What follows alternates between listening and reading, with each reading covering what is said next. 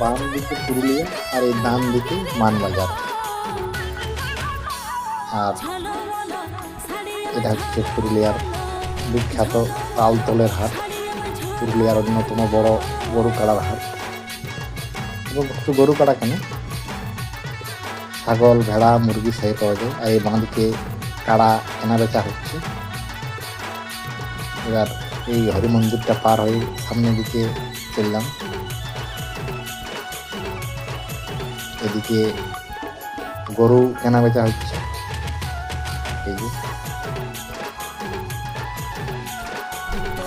বাঁধা ঝুলে আরে খোপাই বাঁধা ফুলে কি জাদু কি মধু চোখের কাজলে। আর গরু হাটটা একটু পার হলে এদিকে মোরগ, হাঁস, পাশাপাশি লড়াইও হচ্ছে।